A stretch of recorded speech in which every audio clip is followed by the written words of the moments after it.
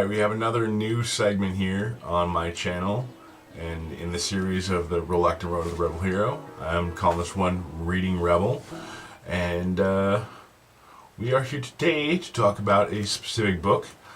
That would be this one, The War of Art by Steven Pressfield. As you may or may not know, I've pledged to read 12 books by the end of the first half of 2017, and 6 nonfiction, 6 fiction.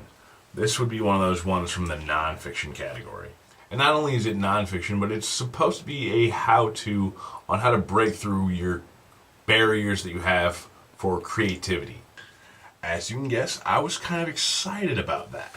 So one of my first questions was, does this guy know what he's talking about? And I think he does. Let me look him up here so that I don't give you any misinformation. It looks like he is fluent in the fiction and nonfiction realms. He's written a bunch in both categories, including Gates of Fire and The Legend of Bagger Vance. He's got an ongoing blog, and he's a screenwriter too. Wow, he wrote Free Jack. Free Jack. It's not a great movie, but I still love that movie. I think it's incredibly revolutionary and was ahead of its time, which is why it's not a great movie, because they couldn't make that movie properly when they made it. Alright, so it looks like he's a fairly prolific author, which is something good when you want somebody to tell you how to break through your creative blocks. A guy who does it day in, day out, gets it done. I don't know about you guys, but that's what I want. So the question is, does The War of Art get that done? Is it the how-to manual it claims to be? I'm going to say no, but it is a great book, and it will help you break through your creativity problems. Why? Because this thing is inspirational as all get out. At least it was to me. I had a hard time getting through this book because it was so inspirational.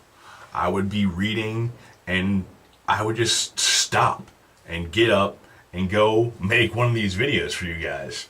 Or I'd get up and do something else creative. And I got a lot done reading this book instead of reading this book. It was extraordinarily hard to get through because on dang near every page, there's something that made me say, why am I doing this? I should be going out and making my thing, doing my thing, expressing myself the way that I'm supposed to. It makes you want to do the thing that's in your heart, the thing that you are meant to be here for.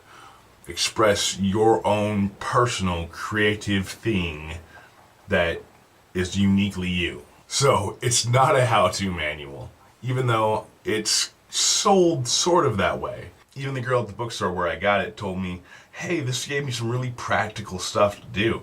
I can sum up the practical advice in this book in 2 or 3 sentences. Do the work. Don't whine about how hard it is, because this is what you want to do. Remember that it's not all about you. Now, the book goes into greater detail about what each one of those really mean, but that is the extent of the practical advice given in this book. I thought that I was in for making schedules and doing some other things, just real practical nuts and bolts. What do you do when you have blocks, and how do you get through it? It isn't that kind of a book. The book does work, in my opinion. It gets you to break through your blocks.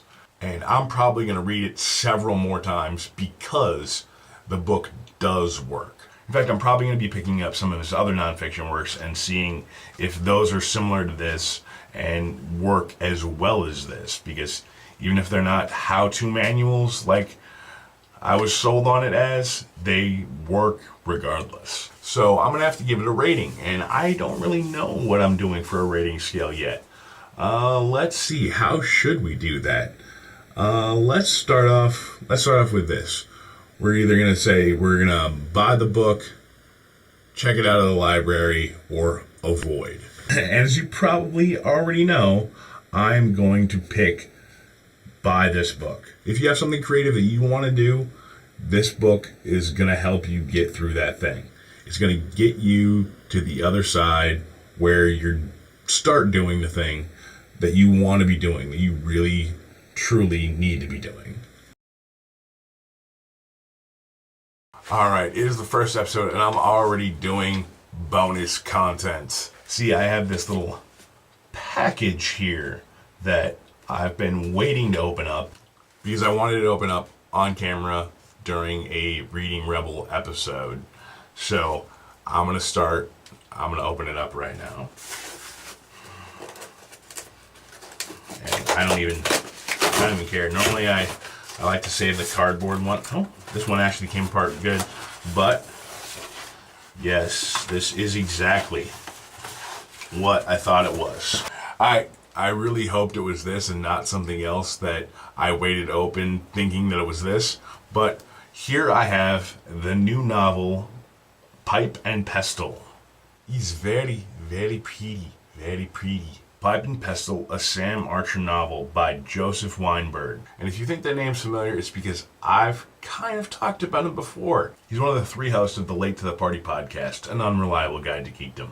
I have to admit, I haven't read it yet, but if he is 1/4 good as an author as he is a podcaster, you're going to love this book. I'm going to love this book. Of course, I am going to be reviewing it in a future episode, but I don't want you guys to wait on that. Pick it up now. It would mean a bunch to him, mean a bunch to me. Go get it done. And since I threw a shout out to Dr. J, I would be kind of a jerk if I didn't throw a shout out to Digital and Vellum as well, since that is one of the more influential reasons why I'm actually reading books instead of blog articles and all that other stuff. Digital and Vellum inspired this whole segment. So I have to say hats off to you, even though I'm not going to take off my hat. And if you don't know who Digital Vellum is, that is another channel here on YouTube, run mainly by my friend Crystal. Links in the doobly-doo. We're going to have another Reading Rebel episode in 4 weeks' time, if I don't do something really surprising and throw one in on a Roulette Wednesday. Until then, stick with me, Rebels. We can do this. Please remember to share this video, click like, and comment, because all that stuff really helps me out. And if you're not sure what to comment, just answer the question of the day. It's right over there. And if you haven't already, subscribe to my channel and get notified, because that is the way that you will not miss anything I put out. And don't forget, there's always links in the description to either other videos, things I talked about, or things that you just might find interesting.